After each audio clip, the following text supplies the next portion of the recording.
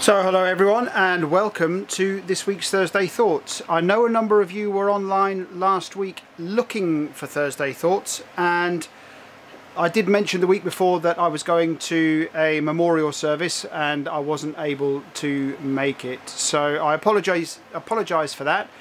We didn't put anything out on social media. We probably should have done. But in any case, we are here. We're going to do the intro and then we'll get on to this week's Thursday Thoughts.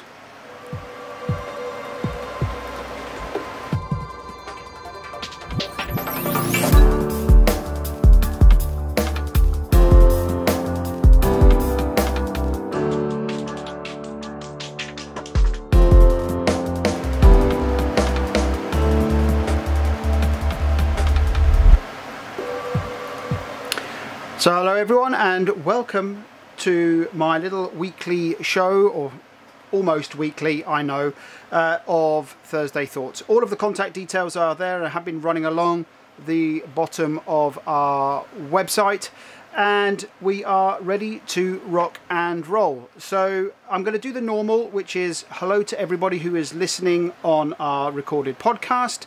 I've done a little silent session so Jamie can take out the air conditioning sound in the background.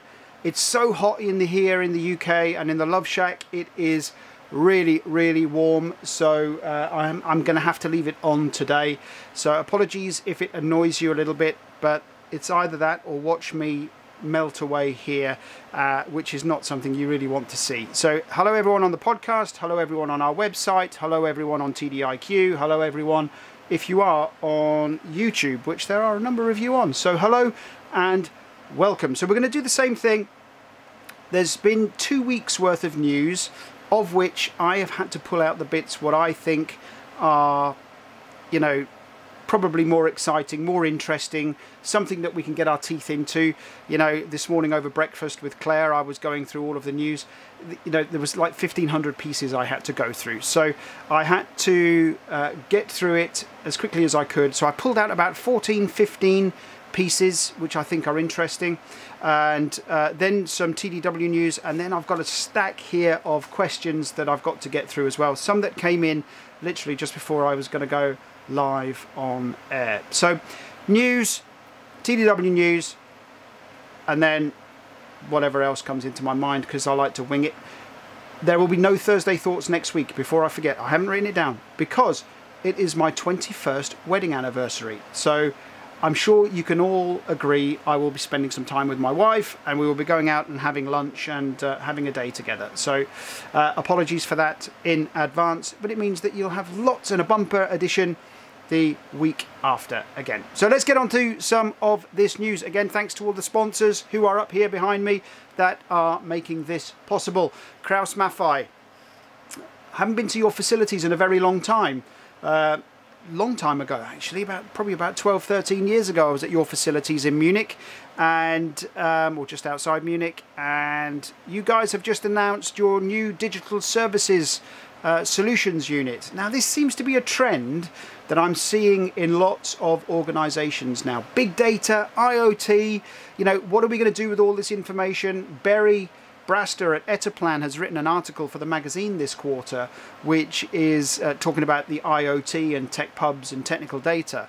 And, you know, the billions of data that GE are collecting around their engines, or the terabytes of data that they're collecting. And so I thought this was interesting because this seems to be a market trend. And I think it's only going to be something that's going to get more and more common as we progress and adopt new innovation. This one was sent to me by Ian at Megit, so thank you for that.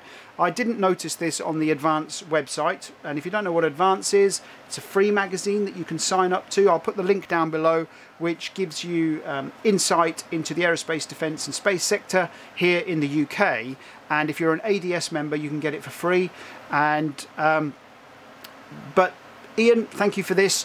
You sent over, I think it's Marshall Aerospace and Cranfield University are putting some effort into mixed reality and aircraft maintenance. I'm actually up in Cambridge in a couple of weeks. So Chris, if you're watching, I will drop you a note and see if I can come in and speak to you about this, because I think this would be quite interesting for us to have a little chat about. But I think, you know, this is really an area that is going to develop, and you know, we are, as writers, we're going to need to know how we are going to produce, tag, comment in our content to make it available in these environments. And if you were at TDW Live last year, you would have seen that there were a number of companies there already talking about how they were taking S1000D data and they were placing it in those environments. So Capgemini, Flatirons, Lionbridge, we're all talking about that capability. So super interesting. This one I talked about a couple of weeks ago, which is still, it looks like it's been given the green light, which is France and Germany, now the best friends, are going to forge ahead with the new tank for the European Union, I guess. And I guess this is actually going to be something that's going to become more and more interesting as we progress through these Brexit discussions, which I'm not going to talk about this week. And you know, the partnership between these two big hitters is going to get stronger and better. But the article goes on to say that you know, all the major tank manufacturers and main battlefield tank manufacturers and those kind of guys are all vying for position on these programs. And this one, France and Germany again, this I think I talked about this again a couple of weeks ago, is that they're coming together to create the new European superfighter, they're calling it, which will replace the Eurofighter when the Eurofighter is about to go out of service. It's great that they're already planning this far ahead. These guys are already, I think it looks like they're going to pen a deal and they're going to work together. I think Dassault are in there, and you know, I think Airbus are in there, and I believe Krauss-Maffei are in there, and those guys. So interesting news, interesting developments. I've got some friends down in Germany. I'll do some digging around, see if they can get me some intel. This one I picked up and I sent to Peter Studdard at Aspire, because new, there's a bit of a land theme here, a new vehicle, heavy-duty armoured vehicle for the German Bundeswehr is replacing a piece of equipment that's been in service since 1979, I believe, and it's having reliability and availability issues as far as I can tell from these articles. Again, I'll put all of the links down below. I'm seeing Peter next week. We'll have a chat about this and a couple of other programs that seem to be having some reliability issues, and we will discuss this. But I think, you know, this falls in line with kind of what Peter's humming on about, and he's, you know, pushing on into you know, for our conference this year, talking about the reason why we need these ILS processes to avoid this kind of availability issues or lack of availability, which is something that we need to address. RUAG, my friends down in Oberwaffenhofen, just outside Munich, have just won the MRO approval for some Russian helicopters. Haven't been to your facilities for a little while. Would love to come down and see you again, but I guess that this means there'll be lots of technical information kicking around for you guys that you will have access to. I know you're magazine subscribers as well, and I know that you watch this. So I thought that was interesting, useful, and something that win-win-win. We should bring it up. Lockheed Martin. Lockheed winning a massive $1.1 billion deal, which is to deliver, I believe it's some F-16 fighters to Bahrain. And, you know, just think about that for a minute. $1.1 billion, which is, I don't know, what's that, 950 million pounds? It's almost one-to-one at the moment. The pound's doing so poorly. But, you know, that's pretty impressive and a huge deal. This one I pulled out because it's an interesting article. Again, I'll link it below. And it's talking about the engines that, you know, we're all having problems with at the moment. And it's talking about the impact that's having on the operators, the airlines, and the compensation and the maintenance time and the downtime of these platforms, and the problems that's causing, and how, you know, this is probably only going to get worse, is what they're saying. So again, I'll link it below. And I'm sure that you guys that are involved in these maintenance practices and writing the manuals and writing those docs are frantically rushing around, getting the information out to the airline so they can do all of the inspections and keep the platforms flying. I thought it's pretty interesting. that they're saying that they believe it's going to get worse. Now, talking about money, think about this. Boeing and Airbus, the two big hitters, I'm not downplaying anybody else, Bombardiers, the Embraers, anybody else. The two big hitters are Boeing and Airbus. In May alone, they're saying they booked $7 billion worth of orders in May alone. Now that is phenomenal. Now, what I found interesting was that the report goes on to say, or the article goes on to say, that it's probably 60% of that is Boeing orders and the remainder is Airbus. And they're saying that, you know, Boeing is still the big heavy hitters in the market, still the leaders. And again, link below, interesting, but $7 billion in May alone. And, you know, you've got to think about, you know, some orders that have been cancelled as well, you know, due to some relationships with Iran and those kind of things. That is, for me, absolutely mind-boggling. And it explains why organisations like Airbus and Boeing are so big. Aftermarket, again, Bombardier, nice company, and I understand that this is going to be in Canada. They're going to focus on some aftermarket stuff, which I know this is also a trend that, you know, we talked about it a couple of weeks ago with Boeing and Airbus going after some of the aftermarket sales, and big tech pubs opportunity out there. In fact, not this issue, which is coming out in a couple of weeks of the TDW magazine. In the next issue, the third issue this quarter, Q3, I'm talking about leveraging tech pubs and how you can maximize the impact. I think, what did I call it? Making tech docs work for you. I've got it up on my whiteboard. Got some ideas in an article around that. Do some tutorials as well, and I believe that that will be super interesting because lots of people are now looking at how they can leverage tech pubs. We've talked about Pratt & Whitney in the past. We've talked about you know, how they are making available some free tech pubs, and then they're going to reel you in, and there's a sales technique behind that if you're interested. Electric engines, always interesting for me. In fact, we've just bought Claire a new car which has got some, it's not an electric engine, but it's got some fuel saving capability in it, which is really quite interesting. But RollsRoyce has just filed for a patent on, or a patent, whatever you want to call it, a patent on electric jet engines, which I think will be pretty interesting developments as well. Like to see how that's going to progress, and super interesting.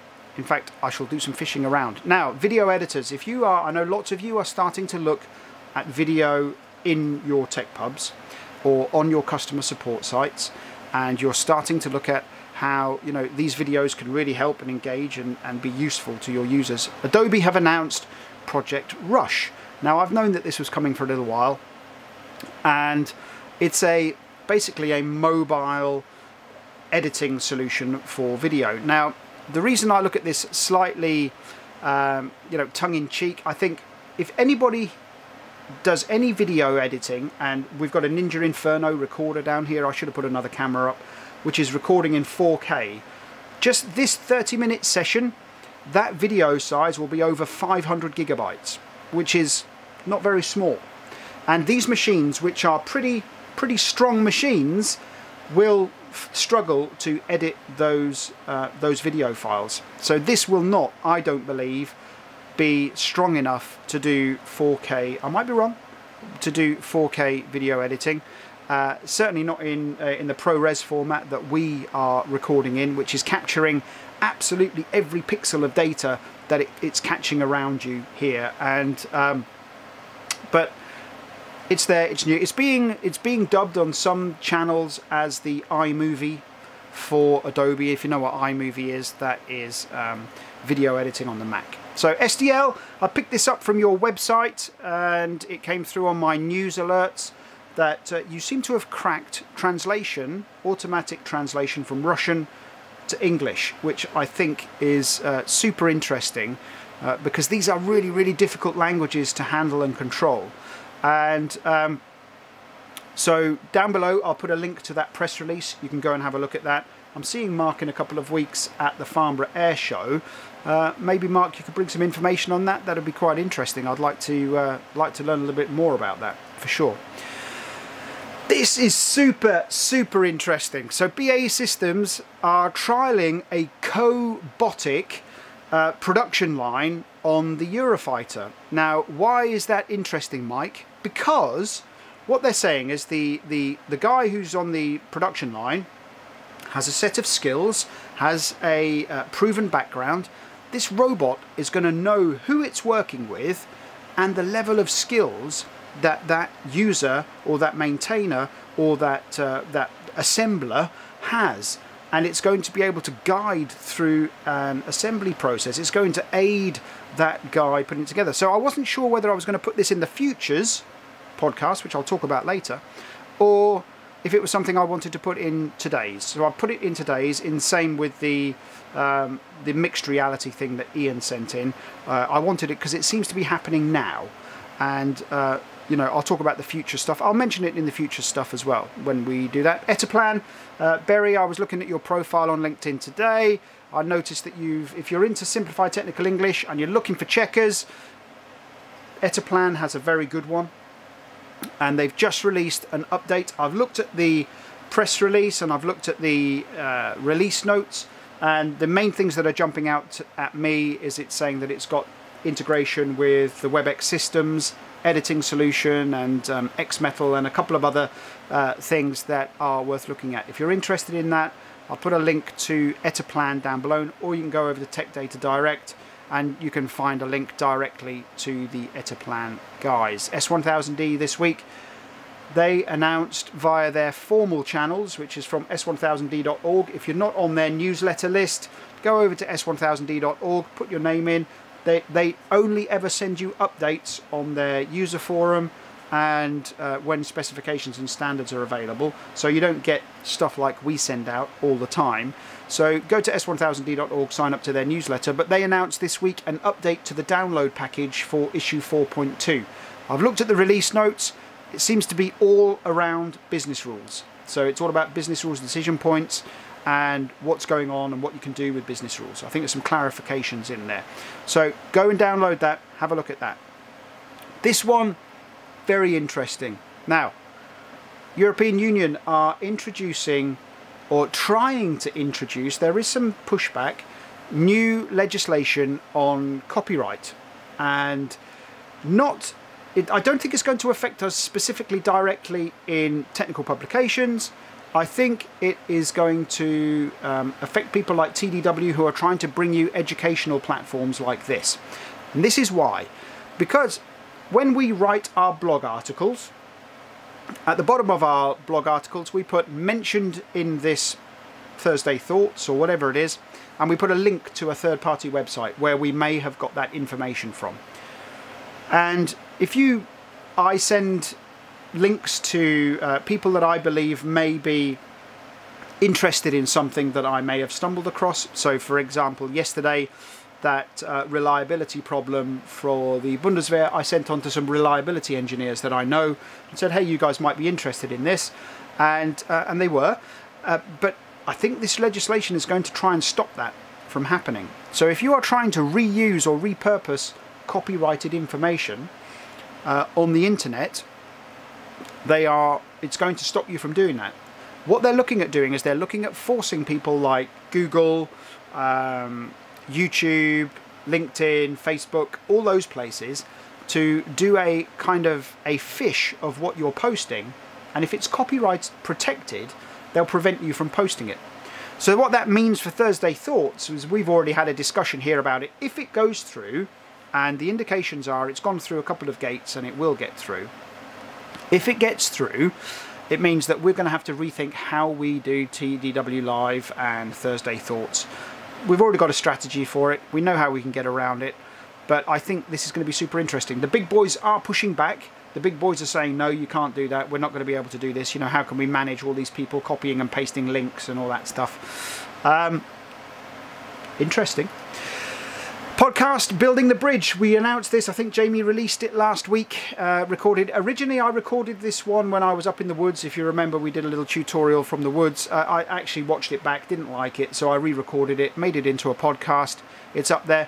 Those of you who are asking why is the podcast no longer on YouTube, because actually we're getting hundreds of listens to our podcasts on our podcast channel and very few views on our YouTube channel. So we decided what we would do is just make podcasts, and videos will go either on our website, TDIQ, or over on our YouTube channel. So no longer will we put podcasts over on our YouTube channel. If you've got a massive opinion about that, get in touch and we'll take another look at it. So TDW Live Updates, a couple of things. Those of you that have booked, fantastic, thank you very much. I know there's been a raft of you over the last couple of weeks, and you know, Claire is frantically getting out joining instructions. I believe some of you may have been inadvertently sent joining instructions, which we corrected this morning. That was actually my fault. The report that I ran in CRM included some people from a previous event that we ran, and but you know, we've tidied that up now. Kieran Dodd, our STE friend and expert, has agreed to come to the conference and is going to do a presentation on simplified technical English. She's actually doing an article for the magazine this quarter on reasons why you would not use simplified technical English, and looking forward to reading that. As well as Mike Day, who's doing a really interesting article on the frustrations of using S1000D, the 10 top things. I think he's called it the grumpy old man's view of S1000D, which he sent me a synopsis. It looks really good, looks great, looking forward to reading that. TDW Live, questions. We've had loads of questions about TDW Live. So what we've done is Claire has had a new website done. You can now go over there and read all of the FAQs. There's loads of stuff up there. If there's stuff on there that is not answered, then please get in touch with Claire. Please don't send emails to me. All of her contact details are on there. And yeah, TDW Live, really super interesting agenda, which I will talk about very, very shortly. So that's kind of all the news that's happening and stuff that's going on. I've got like 8 questions here that I'm going to try and whiz through. We're at 22 minutes, and I'm going to ignore the World Cup questions. I'm going to ignore you know, how well Germany did yesterday. I'm going to ignore those because now I can put on my England jersey and follow the England boys. So, can you produce service bulletins with S1000D? So, excuse me, quick drink. I did send you some information on what I would do and how to do it, and yes, you can, and the info codes that you should be using and that kind of stuff. Great idea for a tutorial. We will no doubt produce a tutorial for TDIQ. So I hope the information I've given you was useful, beneficial, got you to where you needed to be. Absolutely possible. And you did send me an email back saying thanks very much, we've got it now. So hopefully that sorted you out. Agenda for TDW Live. A number of you are saying you can't book your tickets without the agenda for TDW Live. I get that. I mentioned already I'm meeting Peter next week in Bristol. I'm going to the MOD, and then I'm having an evening meeting with Peter. We're going to be talking a little bit about the agenda. We've got a rough outline of the agenda. You know, if you are not able to book or confirm your ticket without the agenda, then please send an email to Claire, who will hold your space, because I know day one is already pretty full. I know that the Pie and Pint Night doesn't have many spaces left. So if you still want to come, and you want to come to those sides of the conference, I would suggest you hold your space at least with Claire. You can always cancel, but we will make the agenda available as soon as possible. I already know what I'm talking about. Peter has a good idea what he's already talking about. Did have a call, or we were planned to have a call earlier this week with Lionbridge to discuss how theirs is going to mash in with ours. Keep your eyes peeled, but book your space.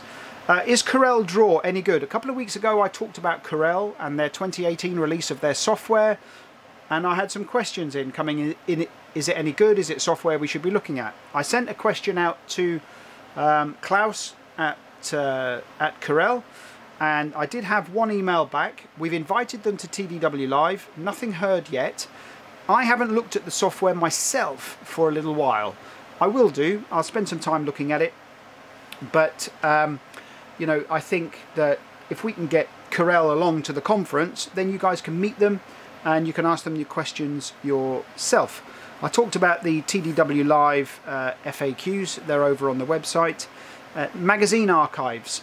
Now, we get questions all the time about what previous articles have we published, what magazines are available for you to download, can you access the archives, and this kind of got us thinking here. And actually, you know, we talked about this internally, and we've started to develop a dedicated magazine page which is going to tell you what was in all of our previous magazines. I think Claire was saying we're in year 5 now, year 5 of producing this magazine. So we've produced loads of articles, and so what we want to do is have a website that says in this issue was these articles, and if you want a copy, contact us and we can get you a copy. So that will happen over the next couple of weeks. So we will make archives available very, very shortly, and we've already started the website. Looks pretty nice, looks pretty tasty, and you'll be able to order those archived copies of the magazine. Futures podcast, you said we would get one. Where is it? Okay, I did say it, and you know, we're trying to produce so much content at the moment that it's really, we're still trying to keep on top of it. We're trying to keep on top of getting this stuff out. You know, we're slow this week because we're just putting together the final stages of the magazine that's going to be going to the publishers at the end of next week, and that'll be going out, and then we've freed up some more time to get some stuff done. I've got a whole list of things I want to talk about, and we will be doing the Futures podcast. There's no question, needs doing. We will get it done, and it will happen shortly. But please, please, please cut me some slack. And newsletters. Okay, this Adrian, I know that you sent in an email. I haven't answered you yet. Sent in an email just before I came live, and I know that we've been helping some of you fault find why you're not getting our newsletters. This is probably why. We had installed on our website a plugin that every time somebody signed up to a newsletter, they were put into a list, and then once a week you would get a weekly update saying these are all the podcasts, these are all the blog articles, these are all the stuff that's coming your way from TDW. Problem is that our mailing list was so huge, and the plugin was sending out quite a few thousand emails, which meant that we were routing them through our Office 365 subscription with Microsoft. Microsoft thought it was a spam and blocked the IP address from our website, which meant we couldn't send anything out and we weren't receiving anything either, which caused us a massive, massive problem. So I spent a couple of hours online with Microsoft and they basically said what we were doing is that as soon as you go over 60 people, 60 emails, it's considered an attack, it's considered spam, and they suggested that we had to use a third-party solution to do that. Now, strangely, I know Microsoft have a service, but they said we should use something like MailChimp. So we've gone over to MailChimp, we've ported everybody over that signed up to the newsletter, and hopefully you are getting those newsletters. If you are not getting those newsletters, get in touch with us at memberservices@techdataworld.com. We will check that you are on the list, and I know that 3 or 4 this week we have done some tests. We've sent you a test email, and all bar one of you have said yes, you have received it. So super dupes. But if you're not getting our emails, then that'll be why. So if you need help, get in touch.